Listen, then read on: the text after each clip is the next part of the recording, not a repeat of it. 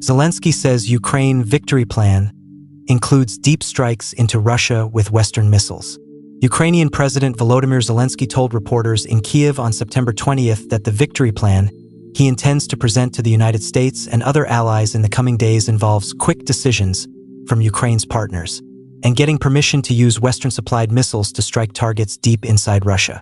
Zelenskyy made the remarks at a press conference in Kyiv on Friday during a visit by European Commission President Ursula von der Leyen and additionally in a briefing to The Observer, per The Guardian. The Ukrainian president said at the presser alongside von der Leyen that he plans to meet with President Joe Biden in Washington on September 26th and lay out his victory plan, details of which remain scant. All the details I will discuss first of all with the President of the United States, Zelenskyy said. Most of the decisions from the plan depend specifically on him. On other allies too, but there are certain points which depend on the goodwill and support of the United States. I hope he supports this plan.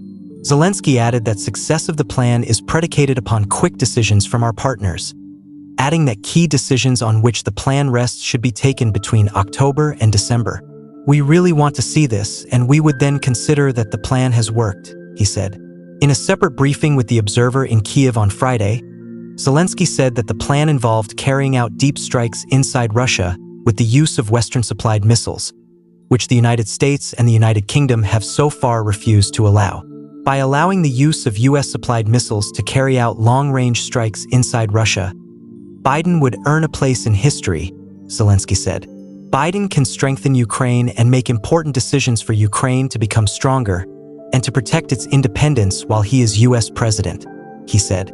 I think it is a historical mission.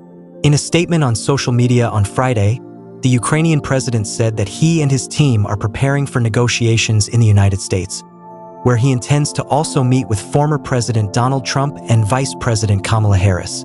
We are ready to present a concrete plan, not just for Ukraine to endure, not just to maintain our resistance at the current level, but to strengthen ourselves right now. To strengthen in such a way that brings a just peace closer, that brings victory closer, Zelenskyy said. The Ukrainian president said on September 16th that the plan was nearly complete and that it rests on 4 pillars: military, political, diplomatic, and economic. Zelenskyy elaborated somewhat on the 4 parts of the plan in an interview with CNN several days ago. It's about security. It's about geopolitical place for Ukraine. It's about very strong military support available to us, and that we have to be free in how to use one or another item.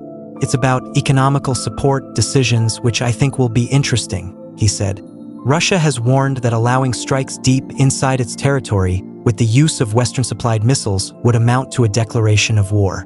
Several days ago, Vyacheslav Volodin, a close ally of Russian President Vladimir Putin, warned Western governments that a nuclear war would break out if they gave Ukraine permission to use long-range Western weapons to strike targets inside Russia.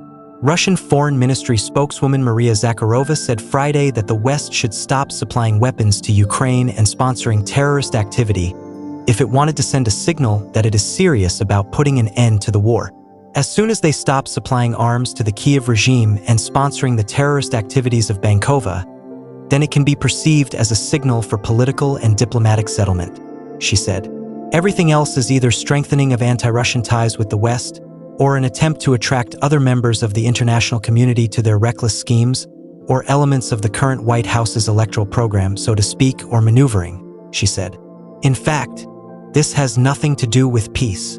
Michael Carpenter, Senior Director for Europe at the National Security Council, told Voice of America on Friday that discussions between Zelenskyy's team and members of the Biden administration could include Ukraine's need for long-range capabilities, with very active discussions on this topic already underway.